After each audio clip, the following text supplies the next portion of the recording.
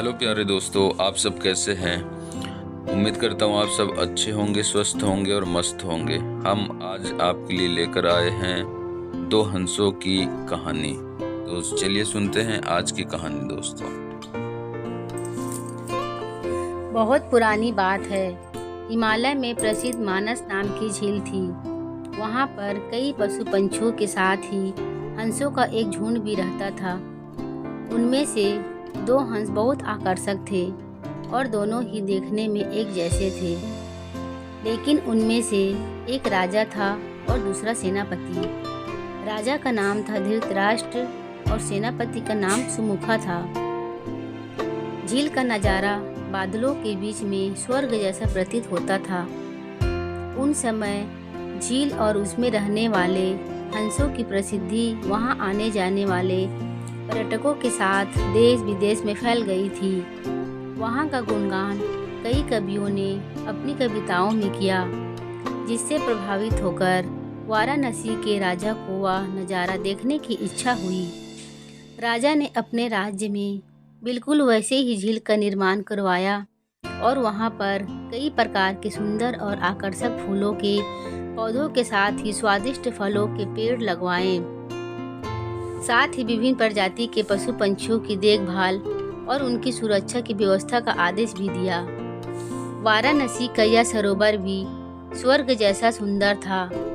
लेकिन राजा के मन में अभी उन दो हंसों को देखने की इच्छा थी जो मानस सरोवर में रहते थे। एक दिन मानस सरोवर के अन्य हंसों ने राजा के सामने वाराणसी के सरोवर जाने की इच्छा प्रकट की। लेकिन हंसों का राजा समझदार था।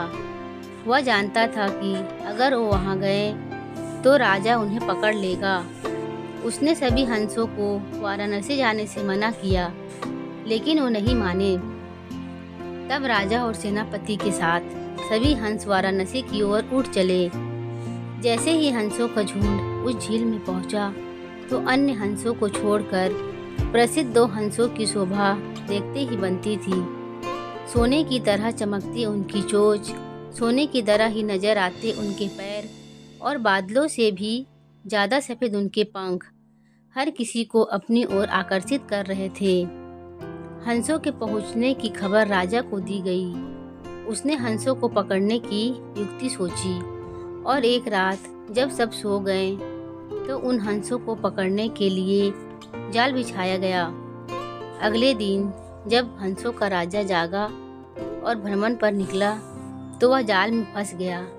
उसने तुरंत ही तेज आवाज में अन्य सभी हंसों को वहां से उड़ने और अपनी जान बचाने का आदेश दिया।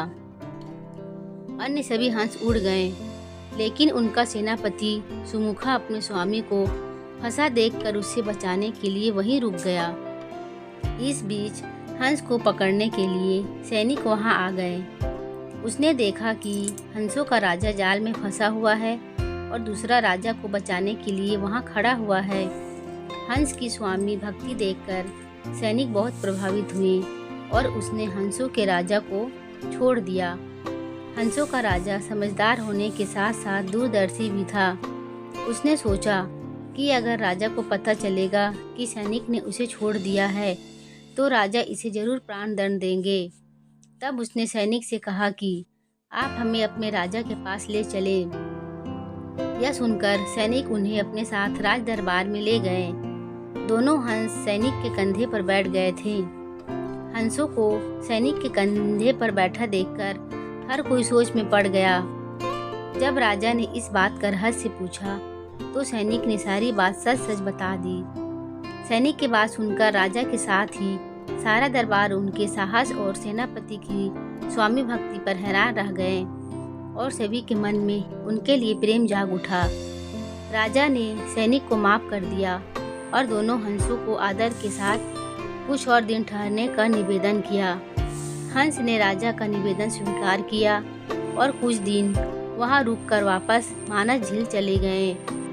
कहानी से सीख, किसी भी परिस्थिति में हमें अपनों का साथ नहीं छोड़ना चाहिए। तो प्यारे दोस्तों, कैसी लगी आज की कहानी। उम्मीद करते हैं आप सबको आज की कहानी बहुत अच्छी लगी होगी और इस तरह की कहानी सुनने के लिए हमारे चैनल को जरूर सब्सक्राइब करें और हमें हमेशा अपना प्यार हमें देते रहें। ठीक है दोस्तों, फिर मिलते हैं अगली कहानी के साथ। बाय दोस्तों।